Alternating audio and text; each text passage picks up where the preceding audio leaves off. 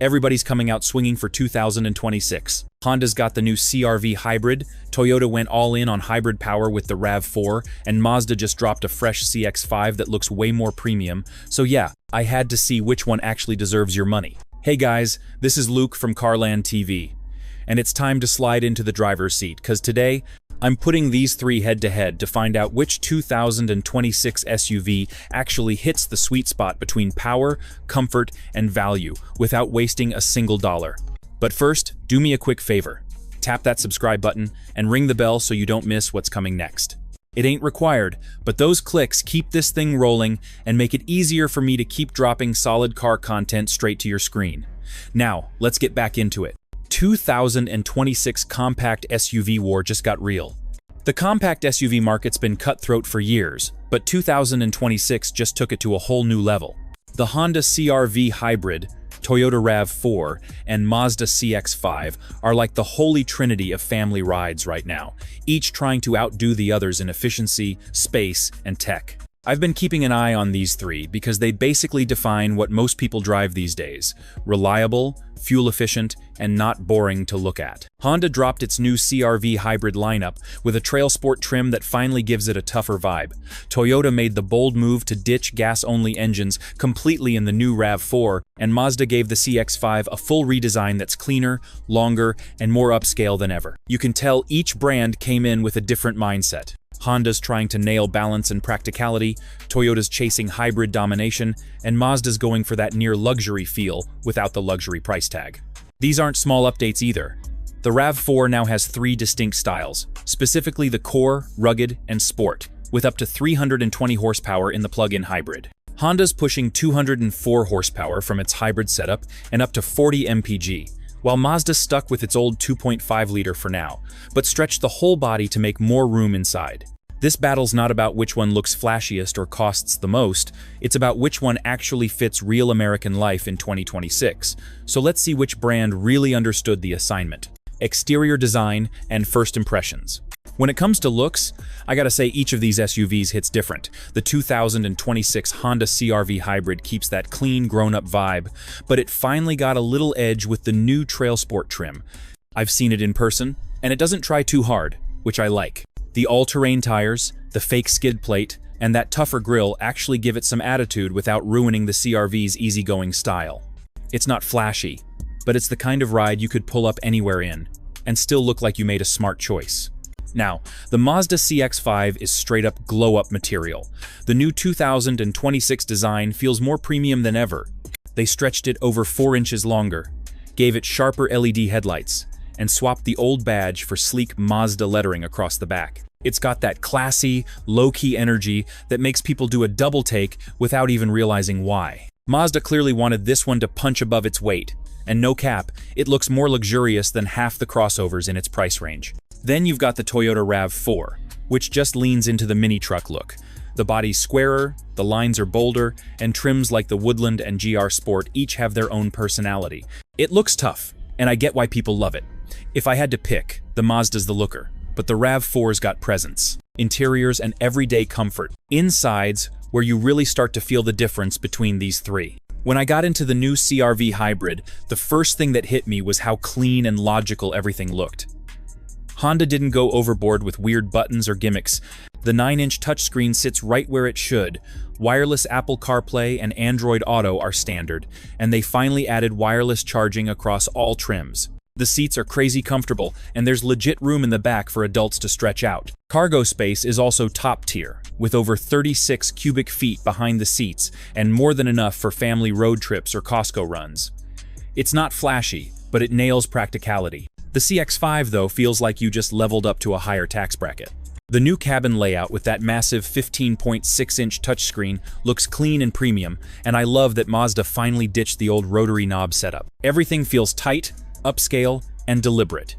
They even redesigned the steering wheel and switched to a fully digital gauge cluster that's crisp and modern. Rear legroom's way better now, and you can tell Mazda stretched the wheelbase just to fix that. It feels like a real upgrade from the old one. Then there's the RAV4, and Toyota went full tech mode. You get up to a 12.9-inch center screen, digital gauges, and even a head-up display on higher trims. The new Arene software makes everything faster, and the mix of real buttons and touch controls feels balanced. If you like tech, this one's the move, but for pure comfort, I'm giving Honda the edge. Powertrains and performance. Under the hood, each of these SUVs brings something different to the table. The 2026 Honda CR-V Hybrid runs a 2.0-liter four-cylinder paired with two electric motors that crank out 204 horsepower. It's not built to smoke anything off the line, but it's smooth, quiet, and gets serious fuel economy. The front-wheel drive model hits an EPA estimated 40 miles per gallon combined, while the all-wheel drive version gets around 37. Honda also upgraded the traction system for 2026, so it can send more torque to each axle at low speeds when you're stuck in snow or mud. It's not a rock crawler, but it's enough for weekend trail runs or rough back roads. Now, the Mazda CX-5 keeps things old school for one more year. It's still rocking that 2.5-liter naturally aspirated four-cylinder with 187 horsepower and standard all-wheel drive. The power delivery's linear, and it's got that solid Mazda steering feel I've always liked, but it's not exactly fast. Mazda says a new in-house hybrid system is coming in 2027, and that's good news because right now, it's lagging behind in fuel economy. It's reliable though, and that engine's been tested for over a decade. Then we've got the RAV4. And Toyota's going full electric assist across the board. The hybrid setup now makes between 226 and 236 horsepower, depending on trim, and the plug-in hybrid pumps out 320 horses with a 50-mile electric range. That's a flex. The RAV4's easily the performance leader here, especially with that instant electric torque and strong towing capability. Driving feel and ride quality. Once you hit the road, each one of these SUVs gives off a totally different vibe. The CR-V Hybrid feels chill and predictable, and that's exactly what a lot of people want. The steering's light, the suspension soaks up rough pavement without complaint, and even though it's not the quickest, it never feels underpowered for daily driving. The cabin stays quiet even at highway speeds, and the hybrid system switches between gas and electric so smoothly you barely notice. It's the kind of ride you could take on a long trip without getting tired. The new Trail Sport trim adds a little toughness, but it's still more comfy than off-road capable. The CX-5, though, is where things get fun. I've always liked how Mazda tunes its cars to actually make driving enjoyable. The steering's sharper, body roll is kept in check, and it hugs corners better than most crossovers in this class. The trade-off is a slightly firmer ride, but it's worth it if you care about handling.